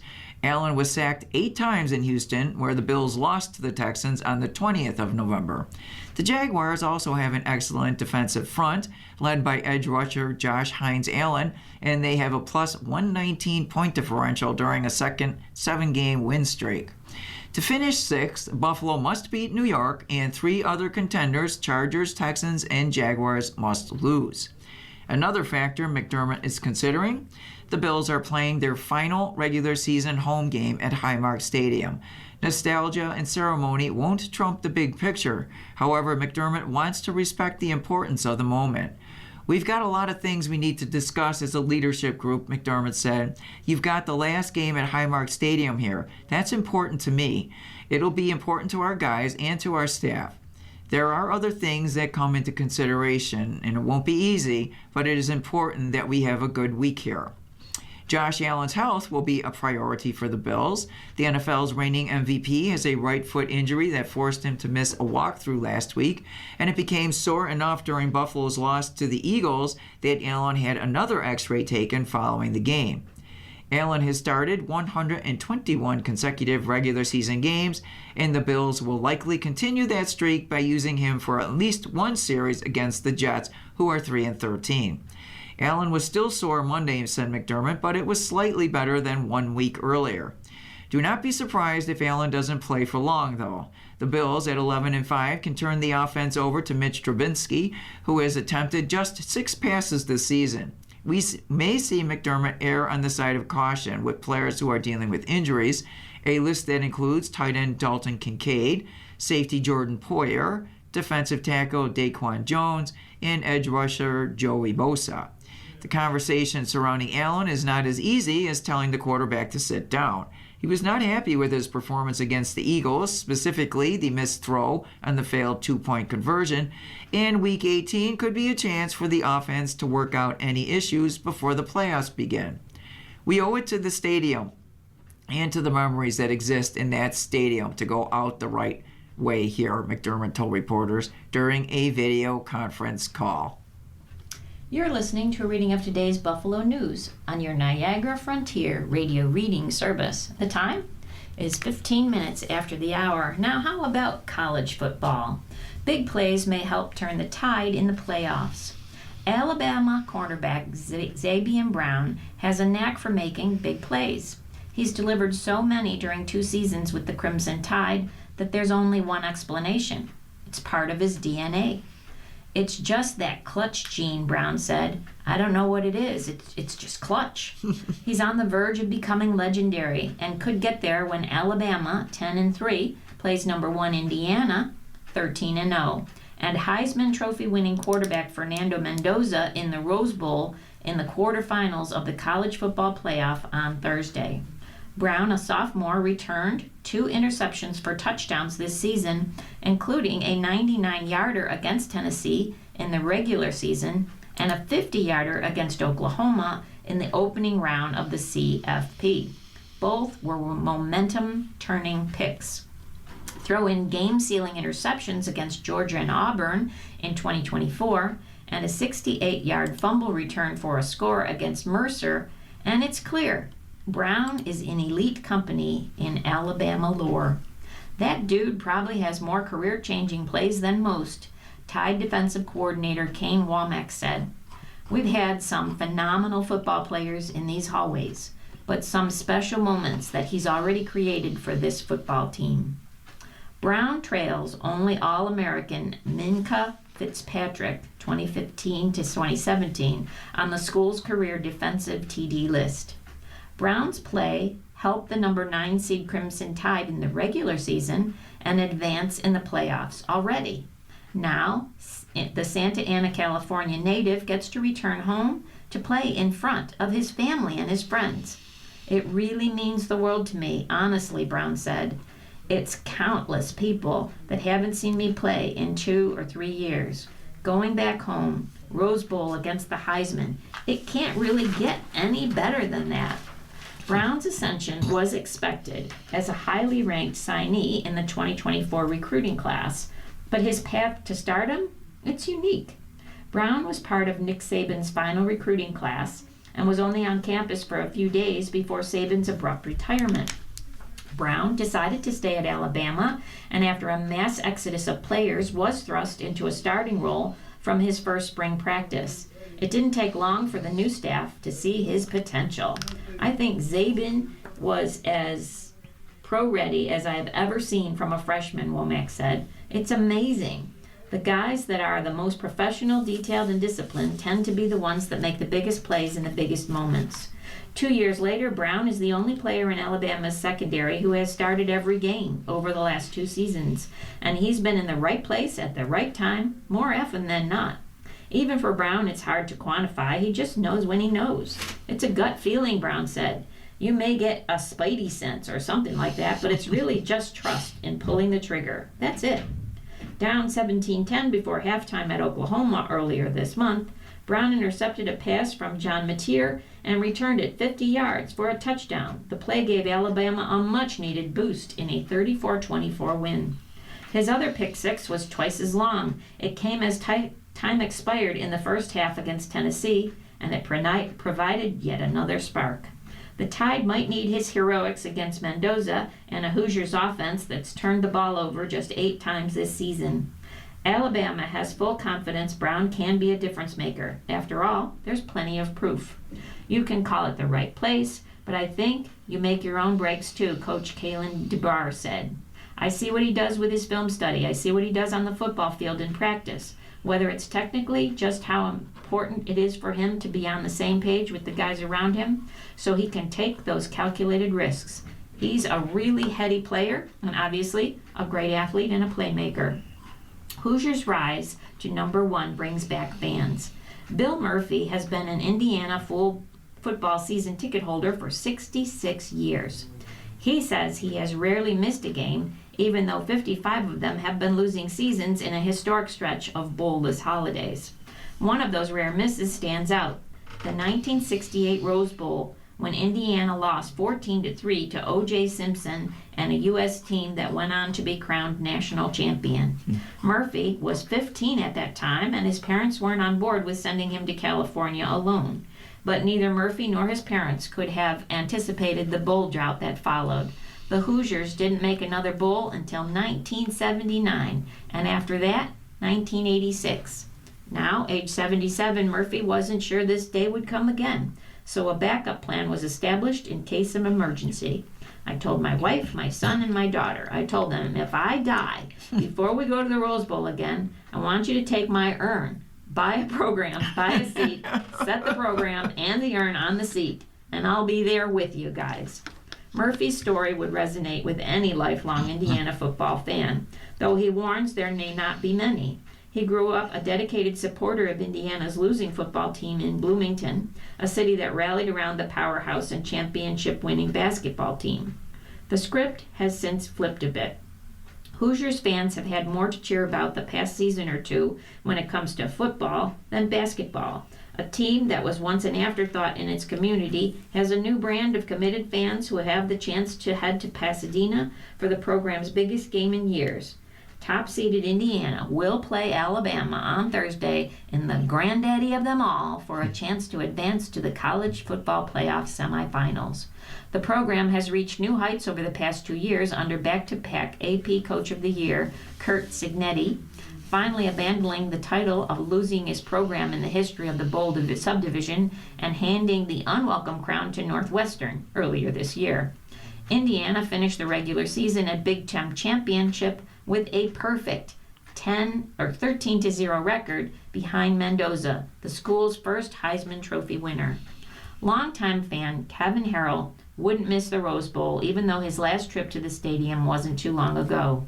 When the Big Ten expanded with 4 West Coast teams in '24, he took the opportunity to see his team play in the iconic stadium, thinking the mid-September matchup against UCLA could be the closest he'd come to seeing Indiana in the Rose Bowl this century. "It's beyond my wildest dreams," Harrell said, admitting that having this level of confidence in the team is an unfamiliar feeling. "We have always expected the worst. We could always find a new way to lose the game. It's been kind of weird how quickly I've gone from that way of thinking to expecting to win. I expect this team to win every time they take the field, and I think that's just a testament to the job Curt Cignetti has done." Memorial Stadium reached the brim with new followers this season. Heis Mendoza chants on Saturdays become common this fall, and for the second straight year, all 4 home conference games actually sold out. Airlines have adjusted accordingly to the high demand. Delta, American, and Southwest added additional nonstop flights from Indianapolis to Los Angeles in the days leading up to the Rose Bowl. Okay. And what you should know is the Bills play in what's likely the final game at Highmark Stadium. The end is fast approaching for the more than 50-year connection between the Buffalo Bills and Highmark Stadium. With the Buffalo Bills losing Sunday, the team's regular season finale this weekend at Highmark Stadium will likely be the final game at the venue that opened in 1973. The 13-12 loss to the Philadelphia Eagles officially ended the team's 5-year reign atop the AFC East and means the Bills will be a wildcard team in the playoffs next month, making it unlikely for them to host another game this season. Tickets on the secondary market for Sunday's 4:25 p.m. game against the New York Jets have gone up in price a bit from where they were for most of the season, but the game remains one of the most affordable this season at Highmark Stadium. That could be because the game has lost some of its meaningfulness in the playoff race, and the Bills may rest some of their starters, including quarterback Josh Allen. It is also going to be cold out, with the forecast calling for temperatures in the low 20s, which leads to more season ticket holders selling their seats. And some fans have already made sure to get to a Bills home game earlier in the season to bid farewell to the stadium. The Bills played 9 home games this season, so it gave fans a chance to say goodbye to the stadium, tailgate, and do everything Bills fans do, said Nick Giamuso, president and CEO of Buffalo-based event ticket reseller VIP Tix. They know in January the weather is going to be rough, so fans may have made plans to go earlier in the season, even if they had to pay a little bit more to go then, he added. Some of those games were really expensive, and Bills fans didn't shy away. Here are 5 things to know about Sunday's game, likely the final one at the current building before the team moves to its more than $2 billion new stadium next season. The New England Patriots clinched the AFC East title, and the 11-5 Bills fell to the 3rd and final wildcard spot as the 7th seed in the upcoming postseason. The team can still move up to as high as the 5th seed for the playoffs with a win Sunday over the Jets and some help. The Bills would need the Chargers and the Houston Texans, both 11-5, to lose to move to 5, or at least one of them to lose to move to 6. If Buffalo loses, they're stuck at 7 because the Texans own the head-to-head tiebreaker over the Chargers and Bills, and the Chargers have the better win percentage in common game tiebreakers over the Bills. Going from the 7th to the 5th seed could be a big move, especially for fans hoping to see the Bills play again at home after Sunday. The Bills will play on the road to open the playoffs in the wild card round no matter where they finish in the seedings, but if they remain as the 7th seed, they have no chance of a home playoff game. Even as the 5th or 6th seed, playing a home playoff game is a long shot, but there is still a chance. Buffalo would need to advance in the playoffs and hope that a team or teams seated behind them also win. As the 5th seed, the Bills would have a chance for a divisional round game and AFC championship game at home, and as the 6th seed, they'd have a chance at only an AFC championship home game, if the 7th seed also made it that far. The lowest price for Sunday's game is now around $170, including fees. For most of the season, this was one of the cheapest games to buy in the secondary market at around $160 to get in the gate. Giamuso expects about 2,500 seats to be available this week in the marketplace. Bills home games in December and January often are on the less expensive side because season ticket holders are more willing to give up their late season weather games. This has been an expensive season to get to a Bills home game.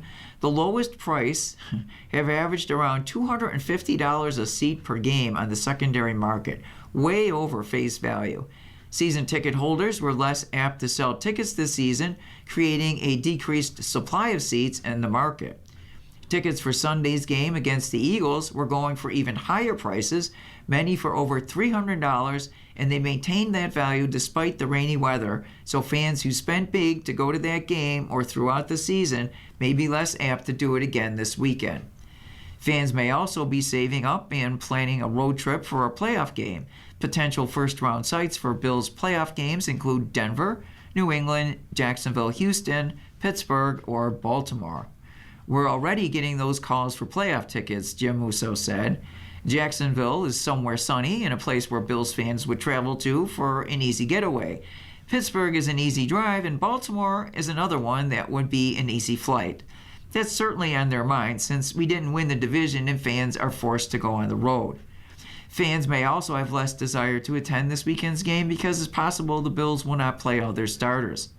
Obviously, one of the biggest draws that Bills fans go to see is Allen, but he's already nursing a foot injury, and with a division title no longer on the line, the Bills may decide to sit him. Running back James Cook III is another big draw for Bills fans, and he could still play as he vies for the NFL rushing title. He now has 1,606 yards and leads that race by 47 yards. And why are the Bills playing at 425? The NFL now waits until most of the Week 17 slate is complete on Sunday night to announce the date and times for regular season finales. The league does this to ensure that the most meaningful games are played in the best viewing spots, and there are fewer competitive advantages in the timing of the games. For example, the 3 games that pit team players against each other for a division title are all in standalone spots Saturday afternoon and evening and Sunday. Most other games that have relevance in specific playoff races are being played at the same time on Sunday. You're listening to a reading of today's Buffalo News on your Niagara Frontier Radio Reading Service. The time is 29 minutes after the hour. Oh, now it turned 30. Let's talk about women's basketball. UConn tops the all-time list in women's rankings. UConn has won 12 women's basketball national championships. Tennessee has won 8. Nobody else comes even close. And that's why it should be no surprise to see those two powerhouse programs ranked atop the Associated Press Top 25 all-time rankings, part of the season-long coverage of 50 years of the women's basketball poll. Stanford, Louisiana Tech, and Baylor round out the top 5 after UConn and Tennessee. Individual numbers are cool, but the fact that as you look through it, a lot of the other names, lots of them, have come and gone. But we were a constant for that whole time, and we're still there. And that's a long time, said UConn coach Gino Arima, whose Huskies are currently number 1 in this season's poll. Having the Huskies and the Lady Vols atop the all-time poll might be considered a given. There may be a few surprises as well, though. To compile the poll, the AP, using the data from nearly 900 polls that have ranked teams over the last 50 years, developed a formula that included factors such as how many appearances a team has made in the poll and its average ranking. Tennessee, for example, has far more poll appearances than any other team, 802 and counting, well ahead of number 2 Texas with 651 and number 3 UConn at 647. But when taking just average ranking, the top 3 would be UConn, 4.1, followed by Louisiana Tech, 5.8, and Wayland Baptist, 5.9. Cal State Fullerton would be 8th on that list, despite appearing in the poll only 11 times, and not at all, since way back in 1991. All 161 programs who have appeared in the poll factored into the calculations for the 50th anniversary poll. Even Fordham, Georgia State, Oral Roberts, Richmond, Arkansas State, and San Diego, the 6 schools that have been ranked exactly 1 time. But in the end, it was Arimia's UConn and the Tennessee program that Pat Summitt built that topped all the others. It's hard to break into what Pat Summitt and Gino, what they've done in that time that they've served our game, South Carolina coach Dawn Staley said at last season's Final Four.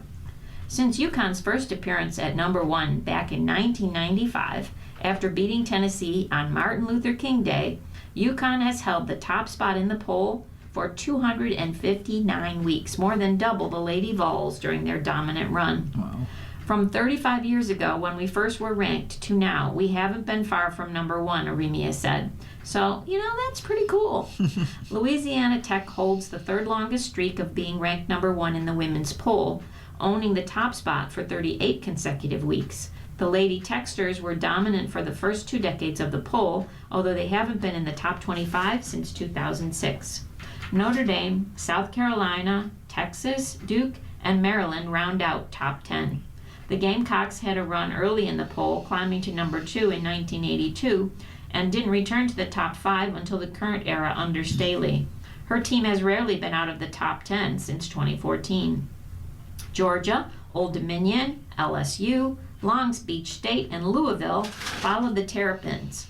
From 1979 to 92, the Beach was a mainstay in the poll, but the program hasn't been ranked since the early 90s and hasn't been past the first round of the NCAA tournament since 1991. Long Beach State entered Monday at 0-11 this season. The number 16 to 20 spots belong to North Carolina, USC, NC State, Wayland Baptist, and UCLA. Wayland Baptist's Flying Queens were ranked in every poll from the first one in 1976 to the final poll for the 78-79 season. Wayland Baptist was ranked twice in 1980 before dropping out for good and has spent more than 40 years playing as members of the NAIA. Virginia, Penn State, Ohio State, Rutgers, and Iowa round out the top 25. Texas Tech, Delta State, and Cheyney were all dominant programs at times during the poll era, but finished just outside the all-time top 25. Others that came close to the list include Oklahoma, Purdue, and Vanderbilt. Okay, let's find out what people are asking Eric. Dear Eric, my husband's family has a long-standing tradition of not buying Christmas gifts for adults and just the small children. It keeps Christmas less hectic and allows us to concentrate on what's important, spending time together as a large extended family. Years ago, I suggested to my highly dysfunctional family a similar approach. Most of them live in severe poverty and bought gifts for every single person of our extended family, which were often not thought out and promptly thrown out or given away. I tried suggesting a gift exchange with drawing names one year, and some individuals received no gift at all at the exchange, while the gift giver remained anonymous and accepted their gift without hesitation. The following year, I suggested no gifts for the adults, children only, which has remained the norm ever since and has been fairly well received. Unfortunately, I have a close sister that still insists on buying gifts for everyone. This makes me feel guilty and prompts me to buy gifts out of embarrassment for her, her husband, and 30-something-year-old sons, wife, and children. I've asked her repeatedly to stop buying my family gifts, but every year I get a message to expect a package in the mail. I've described how this makes me feel anxious, guilty, and embarrassed if I don't reciprocate, yet she continues. How do I handle this? Signed, Feeling Like the Grinch. Dear Grinch, your feelings are understandable. Gift giving has become a form of communication for your family, as is the case in many families, and you and your sister are miscommunicating. It's no wonder you're feeling guilty. However, right now, every time a gift from her arrives, it probably feels like an invoice you need to pay rather than what's intended. Hence the stress. Try to take a live and let live approach. Your family has made an agreement. You've personally told your sister what you'd like to happen with respect to gifts, and she's ignoring it. This is unsuccessful communication. It may not be malicious, but it'll help you to think of it as something your sister is doing, despite the knowledge that it makes you uncomfortable. And you may feel less stress. We can't control the action of others, and the action of others can't control our feelings. So remind yourself, my sister is doing whatever she wants, but it doesn't have anything to do with me. The feeling of embarrassment and guilt may still come up, but also remember that they're coming from an internal expectation, not an external factor. It may seem counterintuitive, but your sister's gifts don't have anything to do with you. Dear Eric, I'm an older gay man who was estranged from my family during my earlier years. Things were mended before my mother's death, but family members and I rarely interact. My mother had a tradition of giving all the children $50. After her death, I have continued this tradition, which has become pretty expensive since the family has grown so large. I'm comfortable, so I don't mind the expense really, but only one of the parents acknowledges the gift. I hear that thank you acknowledgments have kind of gone out of style.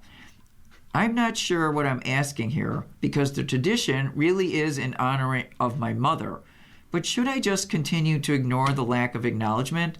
I know some of the grandchildren didn't think they got all they were entitled to in my mother's will. They may feel that this is a small recompense. Signed, to gift or not to gift. Dear Gift, see if you can release yourself from trying to, she wants, that doesn't make sense. Okay, so next sentence. The feeling of embarrassment and guilt may still come up, but also remember that they're coming from an internal expectation, not an external factor. It may seem counterintuitive, but your system, okay, this is what's going on here. I'll let you read that while we do a round and about, see if you can figure it out. I can't. Bandits thump roughnecks on the road. The Buffalo Bandits went back to work Sunday night after the Christmas break and showed the Calgary Roughnecks how rowdy they could be on the road en route to a 13-7 thumping at Scotiabank Saddledome. Dane Smith led the way with a game-high 9 points, 3 goals, 6 assists, as the Bandits' 8 goals in the second half broke open a close first-half contest in which the Roughnecks trailed only 5-4. Josh Byrne added 8 points, including a team-high 7 assists, while Kyle Buchanan tallied 2 goals and 3 assists. Goaltender Matt Vine made 41 saves as the Bandits improved their record to 2-1 following a 9-8 loss in overtime to Halifax on December the 13th. The Bandits' next game is at KeyBank Center, 7 p.m. Saturday, against the 2-1 Las Vegas Desert Dogs. Ronaldo aims for 1,000 goals. Cristiano Ronaldo has expressed his determination to score 1,000 goals by the end of his career. And the 40-year-old Portugal superstar is in no doubt that he will get there. I will reach that number for sure if no injuries, Ronaldo said late Sunday at the Globe Soccer Awards in Dubai, where he was named as the best player in the Middle East. Ronaldo moved on to 956 career goals by scoring twice for Al Nassr in the Saudi Pro League on Saturday. His tally includes men's international record of 143 goals for Portugal, which Ronaldo is set to lead into next year's World Cup in the United States, Canada, and Mexico. By the time the World Cup begins, Ronaldo, a 5-time World Player of the Year, will be age 41. I'm still very motivated to carry on, the former Real Madrid, Manchester United, and Juventus striker said on stage after receiving his award. MLB pitcher Heaney is retiring. Andrew Heaney says he's retiring after 12 major league seasons. I am now ready to return my focus and energy to being a husband, father, family man, and active member of my community, he wrote Sunday on social media. I'm retiring from baseball, but I hope to give back more than I received. A 34-year-old left-hander, Heaney was 56-72 with a 4.57 ERA in 208 starts and 22 relief appearances for Miami in 2014, the Los Angeles Angels 15-21, the New York Yankees 2021, the Los Angeles Dodgers 22-25, and Texas 23-24, and Pittsburgh 2025, which signed him to a $5.25 million one-year contract last February. He was 5-10 with a 5.52 ERA this year in 23 starts and 4 relief appearances. Heaney started and won Game 4 of the 2023 World Series for Texas, allowing 1 run over 5 innings. In other baseball news, the Baltimore Orioles are bringing back right-hander Zach Eflin on a $10 million one-year contract. The Orioles acquired Eflin in a trade from Tampa Bay during the 24 season, and he pitched well down the stretch of that year, but he went 6-5 with a 5.93 ERA during an injury-plagued 2025. Ex-champion Joshua involved in car accident. Anthony Joshua, the Nigerian-British boxer and former world heavyweight champion, was involved in a car accident that killed 2 other passengers in Nigeria on Monday. The Lagos State Commissioner for Information, Benga Omotoso, confirmed the accident in a post on X, adding that the government had sent ambulances to the crash site. Local media reports say the boxer has been transferred to a hospital. According to a statement by August Bin Maid, spokesperson for the Federal Road Safety Corps, preliminary investigations indicated the vehicle to be traveling beyond the legally prescribed speed limit on the corridor. It lost control during an overtaking maneuver and crashed into a stationary truck, which was by the side of the road. The Ogun state government said in a statement that preliminary reports indicate that 2 male foreign nationals died on the spot. The Associated Press has not been able to independently verify those people's identities. Colorado hires Lovo as AD. Colorado hired Fernando Lovo away from New Mexico to succeed Rick George as athletic director, the school announced on Monday. CU Chancellor Justin Schwartz said Lovo's hiring was approved by a unanimous vote of the Board of Regents and that Lovo would officially start his new job Thursday. When we began our national search for a new director of athletics, we sought someone of high character, committed to the student-athlete experience, who has an innovative approach to revenue generation, Schwartz said. Fernando is a dynamic leader who is perfect for these dynamic tides, and he embodies CU's high standards and values. He has a proven track record of leading student athletes to success, both in competition and in the classroom, and I am confident that he is the perfect steward to lead the CU Athletics into the new era of college athletics. Lobo had been New Mexico's athletic director for a year. The Lobos won 8 Mountain West titles in 2025, the most of any conference school, and they finished the 2024-25 ranked 49th in the Learfield Directors Cup to lead group of 5 schools. Okay, and we're gonna go back to gift or not to gift. Here is the response. Dear gift, see if you can release yourself from trying to manage anyone else's feelings but your own. Remember that a gift, more than anything else, is a symbol of one's well wishes, one's hopes for the recipient, and one's love. How it's received is out of your control. This is a good thing because it means that you're not responsible for how the grandchildren feel about the gift. It also means that if the act of giving doesn't have the desired impact on them or on you, you can reevaluate it with no guilt. Thank you is not a phrase that has been a loss to time. We don't need archaeologists to rediscover thank you notes, much evidence to the contrary. We don't give in order to receive thanks, but gifts should be acknowledged. Gifts and thank you notes aren't debts that are owed. They're both forms of communication, which is the lifeblood of a healthy relationship. As you noted, the relationship that these gifts connect to most is your relationship with your mother's memory. If in that respect you're getting what you need, then keep it up. But consider that there may be other ways to honor your mother that leaves you feeling more fulfilled. And Rivers is ready to throw in the towel. The quarterback is just happy to have 3 bonus games before calling it a career. Philip Rivers has made the post-game walk to answer tough questions dozens of times over his previous 17 NFL seasons. This time seemed different.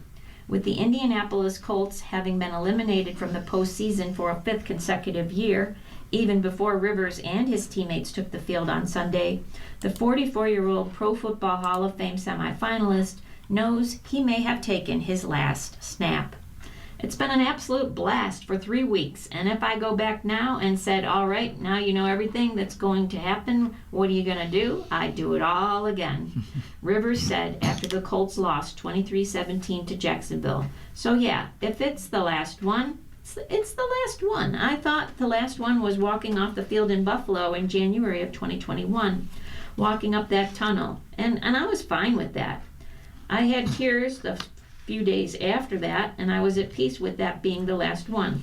So certainly, if it is the last one, I got 3 more bonus games that I never saw coming. Rivers provided 2 elements the Colts 8-8 needed when they brought him out of a 5-year retirement.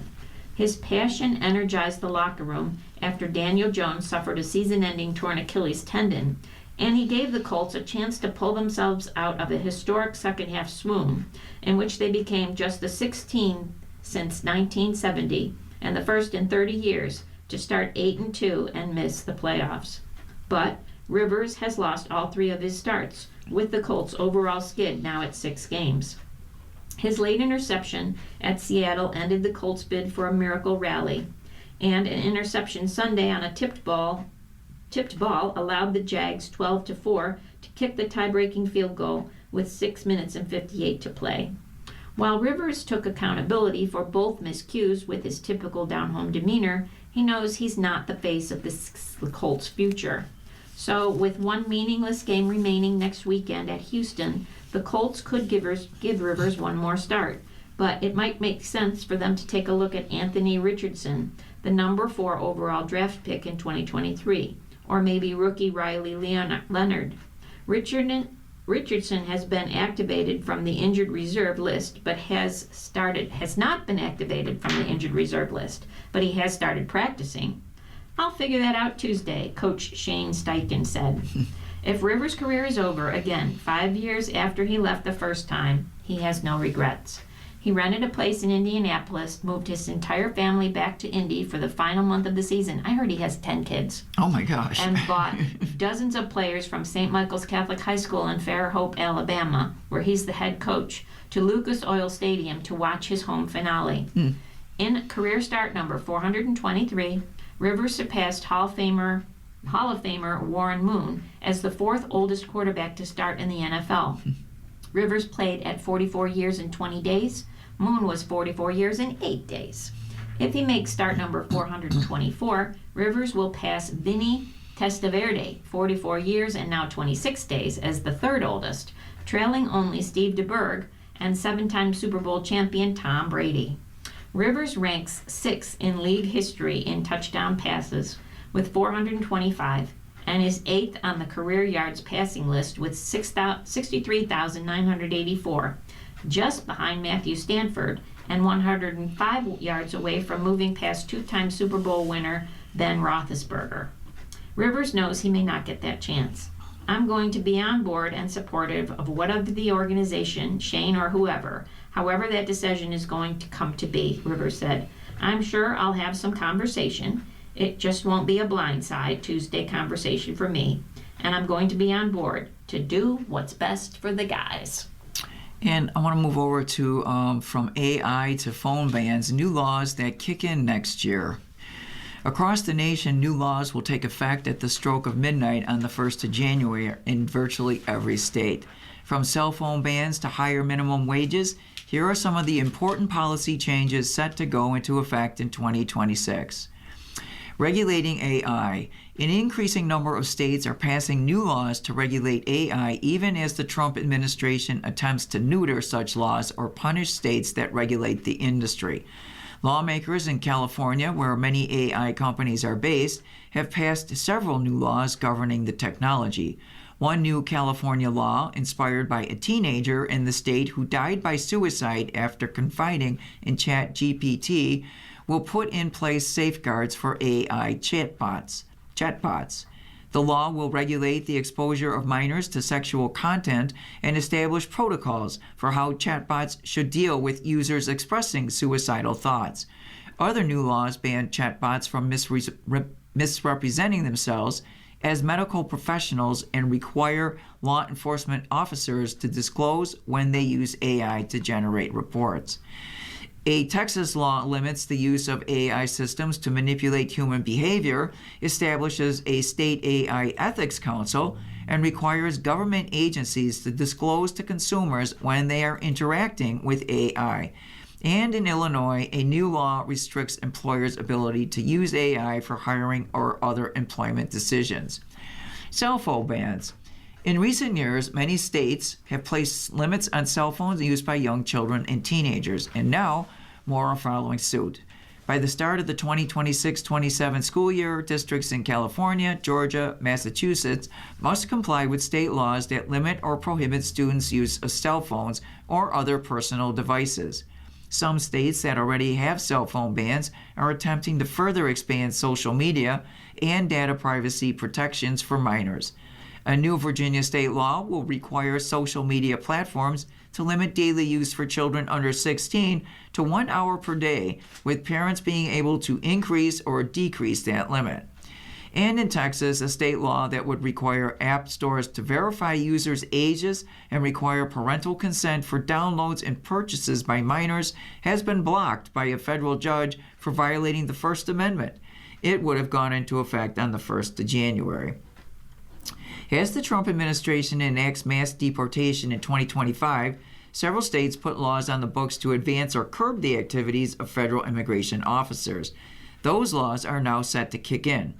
California, raids by mass immigration and custom enforcement agents prompted a backlash, and a law banning law enforcement officers, including federal agents, from covering their faces while on duty goes into effect on Thursday.